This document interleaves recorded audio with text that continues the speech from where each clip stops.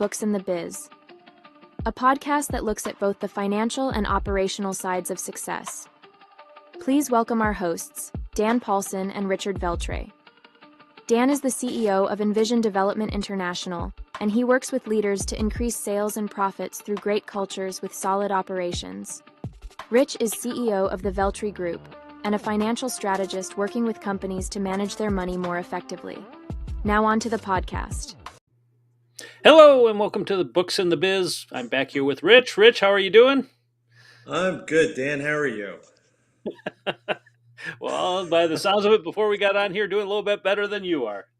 Got a little bit of insanity going on, but that would be why we do what we do. Well, welcome everybody. If you haven't seen our post for the day or what our subject is about, we're going to talk about employment again.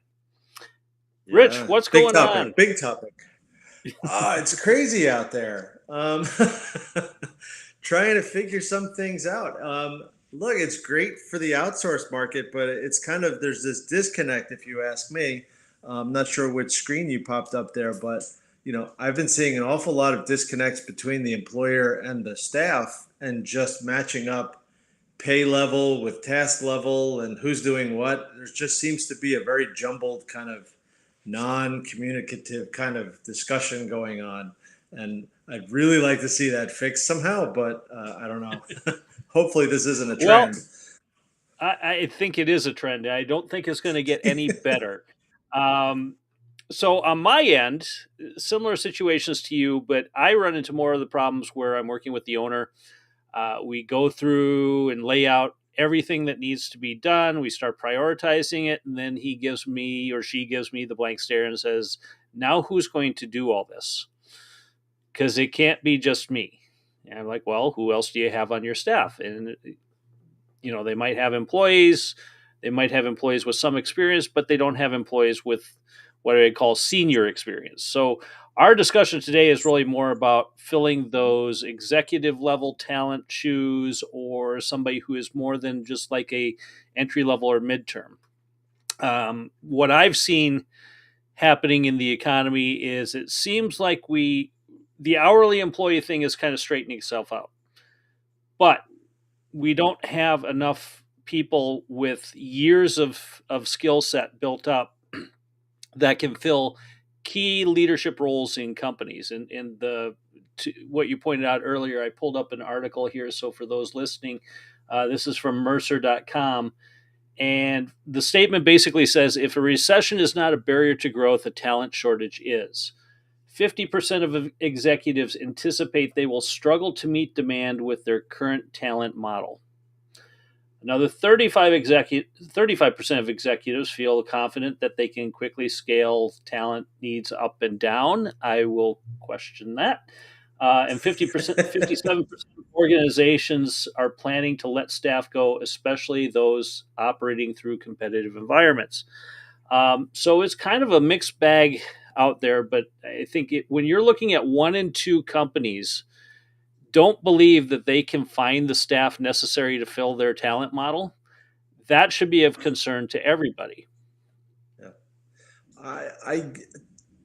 it is a concern. I think it should be a concern. I think everybody should be putting up some alarm bells because it really does question.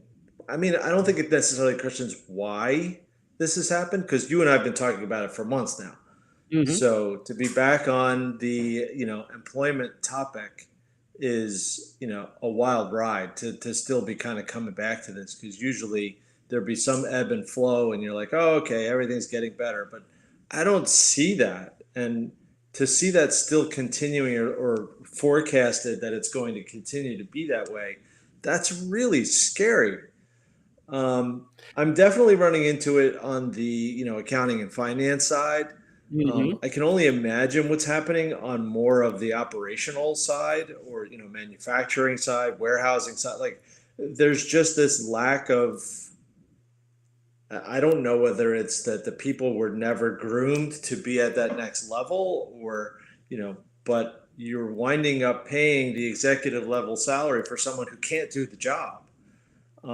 So it's very frustrating, as you can probably hear in my voice. Well, I think It's it's just, frustrating for all of us because, as I mentioned, yeah, you're trying to help a company along. They have talent needs. They start to become aware they have talent needs. To your point, I think there has been limited training on how to move somebody into kind of an executive leadership role in a lot of companies. Not all companies. There's some companies I work with that have a very good career track for people who do want to move into more of a upper level management role. But those companies, I would say, are few and far between. If we look at the bulk of businesses that are in the U.S., most of them are relatively small to medium sized companies. In a lot of cases, they don't have formal training. They don't have any methodology for moving somebody out of their current role. In fact, when you talk with a lot of business owners, they kind of like when people kind of stick in the role they're in. As much as I hate to say that, but if somebody's doing a really good job, they know what a challenge is to replace that person with somebody else and then move that person up. And then that person's kind of doing two different roles and they get burned out. Again, because there often isn't a real good training programming in place. There isn't a passing of the baton, if you will, to the next level of leadership coming in. And to me, that's what I see is probably being one of the bigger problems. I pulled this article up from it's aesc.org. The article is implications of a global executive talent shortage. So in this one, they're talking about global, not just yeah. U.S. And they even highlighted this: the shortage of executive talent is amplified by similar business needs across organizations worldwide. So again, it's that whole supply and demand thing. We have more jobs than we have people to fill those jobs. The demand for new roles where 20 years or more of relevant experience is just not feasible, and we find ourselves in a candidates market. So, what's your thoughts on that? Well, we I guess we have to go, and I mean, you could really pick that one apart. So the global part of it just adds more complication, right? Because I can Mm-hmm. find people that have domestic talent, I can find people that have talent overseas, but the combination of both, you just the skill set's missing. Right. I happen to work for a very large firm. International was not foreign, to make a joke, right? It wasn't. Right. You could see it. You were always dealing with somebody who was shipping or was dealing with something that included foreign countries. So, but when you get to the smaller firms, they never saw it. Like Mm. you almost never saw. If you were in a smaller accounting firm doing accounting work, you were doing domestic accounting work, and way back when, you were only working in your state. It was like you didn't even see things that went across multi states. So, Mm-hmm. how do you get people now that have that experience that included those states? You work for a bigger firm, fine, you probably did see it. But if you work for a smaller one, which there are a lot more smaller ones than there are big ones, then you might not have seen it. You didn't have the experience. So now someone has to pay you to take that upper level role and you have to figure it out. So, and the employer has to pay you to learn, which they don't usually like to hear, that I have to pay you to learn the job. Like I'm paying you at the salary level of the job, and yet you have to learn how to do the job. They don't like that. That's kind of the miss that I'm seeing, that you have to pay someone to learn how to do it, and they should already know. So that's the Yeah. hard part. You're trying to force something that's not necessarily workable. Yeah. I mean, we're always paying somebody to learn their job. I don't think that's an unusual part. But what you said that was key to that is you're paying somebody as salary that they should already know that job. Yeah.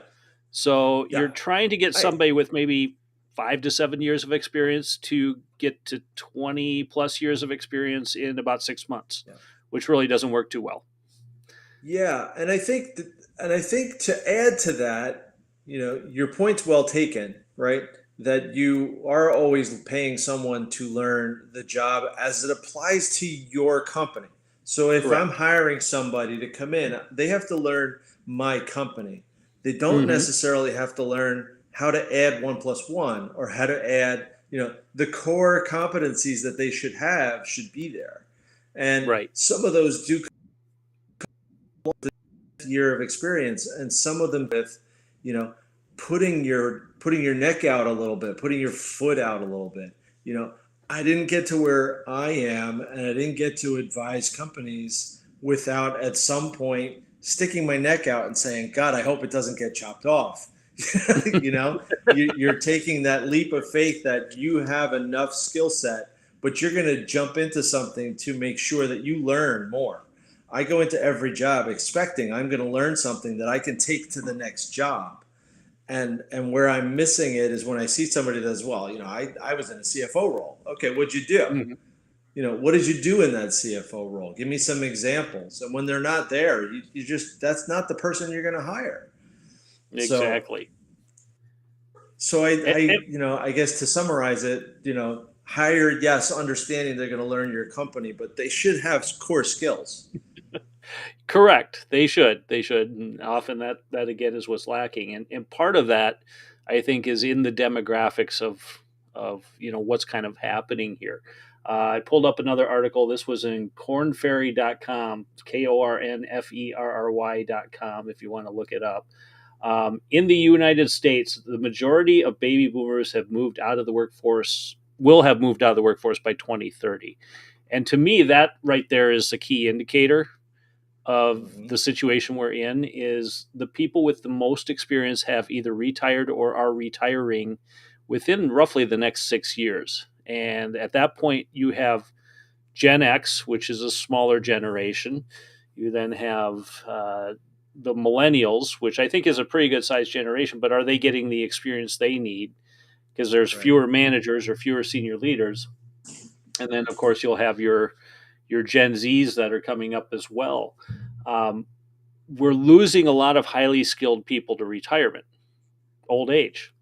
And I just haven't seen where we've done a really good job of replacing that skill set with the next generations coming up. Now, if you're a millennial or anything like that and you want to post an argument, please feel free to do so.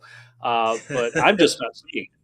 I'm just not seeing it. No, I'm not seeing it either. And there's a little bit of a disconnect, right? I mean, the baby boomers, I don't mean to stereotype when I do this, but I'm Hmm. seeing sort of that tech divide, where Yes. you've got the older school, baby boomer types that had, they were set in their ways, they knew how to do things, process oriented, very process oriented, not so much tech oriented. Some of them are. So I don't want to, don't call me up yelling at me. Hmm. Okay. Some of them are very tech oriented, but not to the level of the people behind us.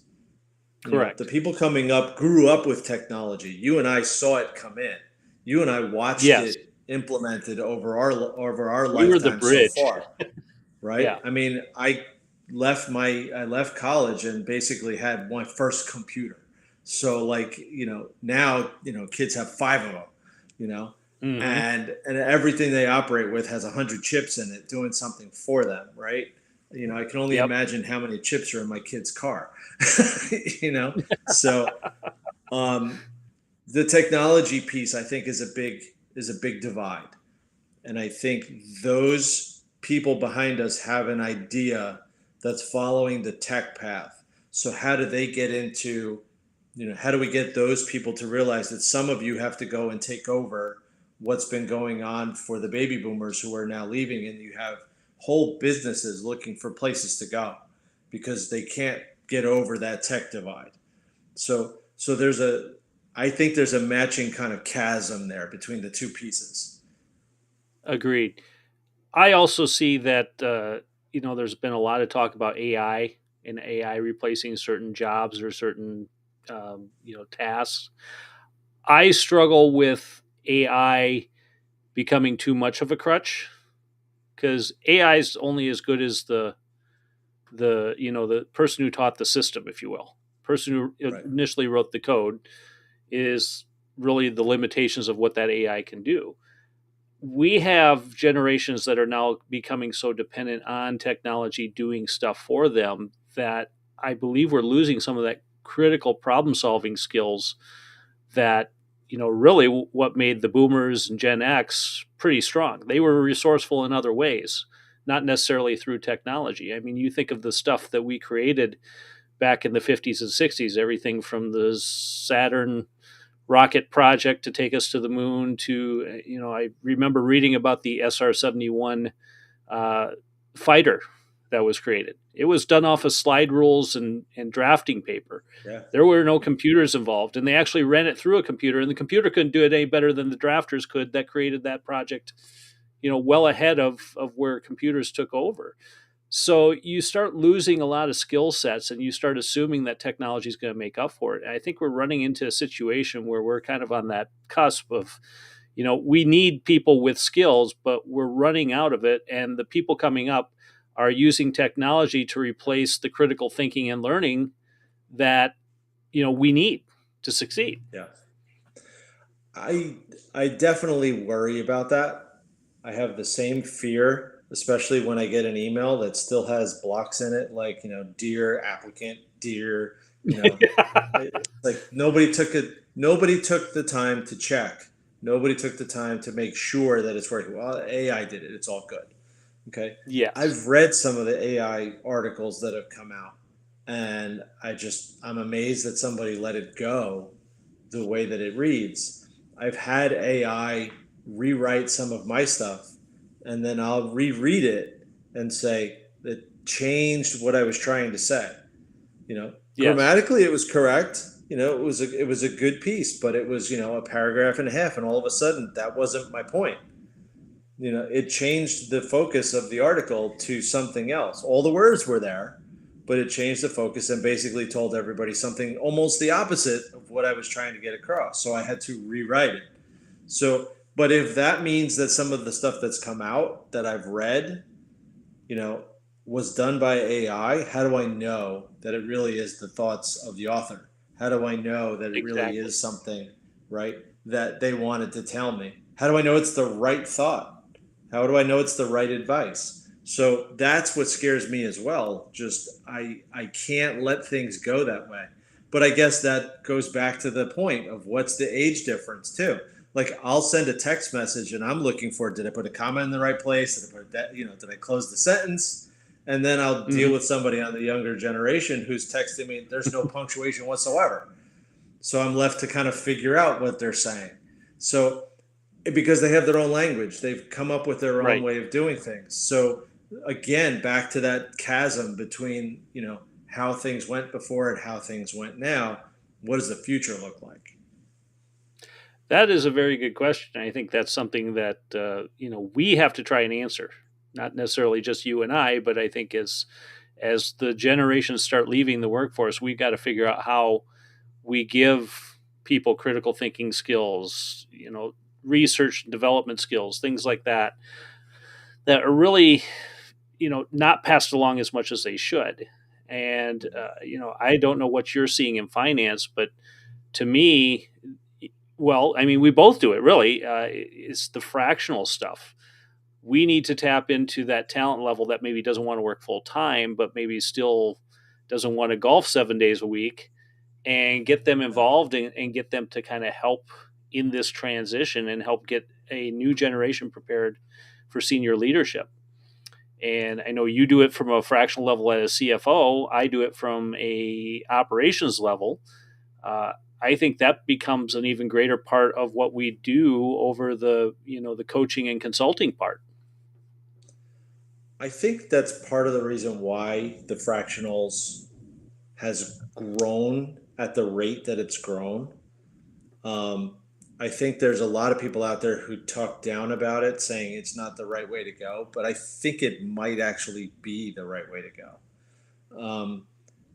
There's enough people out there against it, sort of saying we just like it traditional, but the traditional I don't think solves the problem. I think traditional is somewhat the problem because you're not going to get the younger generation focused in the same way as you are. So staying traditional and saying my method's the best method, I think somewhere along the line you're going to have to open up your mind and look and say, I have to adapt at least somewhat. And I think the younger generation has to do a little bit of the same and say, well, I have to adapt somewhat. And maybe I can find a way to take all the tech and everything I really like and apply it to the larger instead of just saying, I just don't want that, which seems to be the Right. common answer. I don't want that. I don't want to do what my father did. Right. Okay, we get that. So change it. Like be the change, the change influencer that's going to allow you to do that. You know, so But I then have think that somebody there's with definitely, experience who can hold you accountable. That's the part that's missing.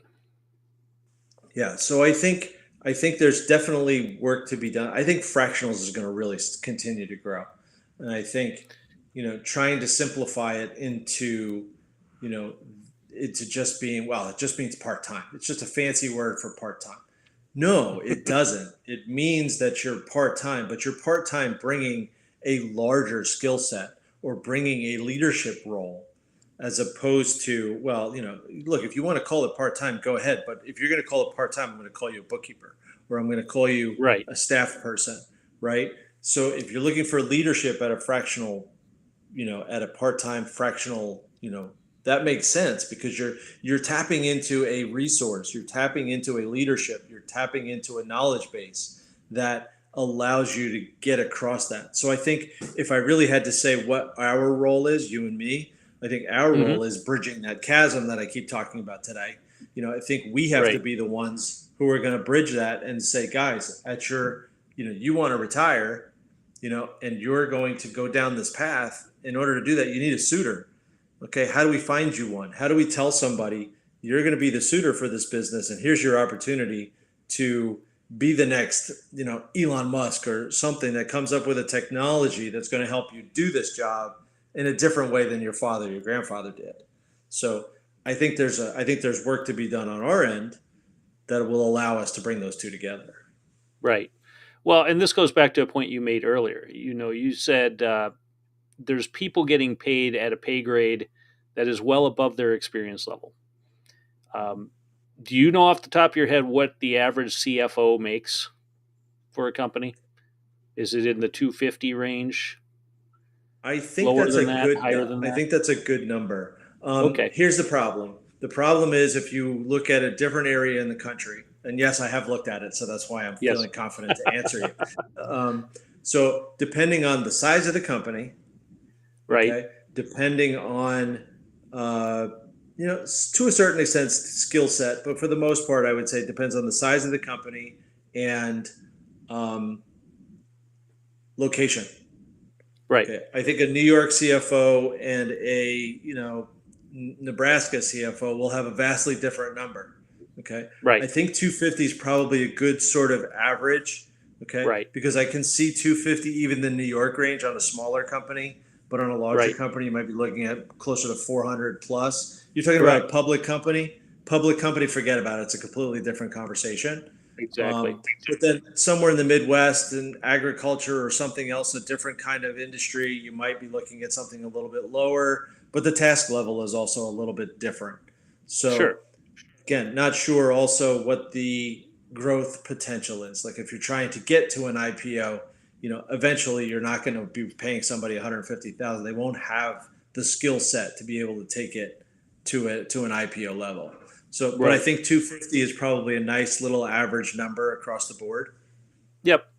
So even if you're saying 250, and even if we said knock that average down to 150, let's just take the Midwest example.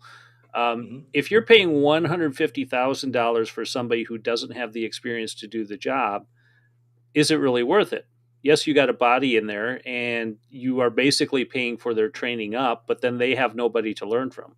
So they're either got to be really smart and really resourceful and figure it out, or you're going to put them in a position of failure. And to me, that's where the fractional comes in because you could pay that fractional person less than half of that 150, for example, and they could bring in the level of experience to help you get those people up to speed and at the experience level you need.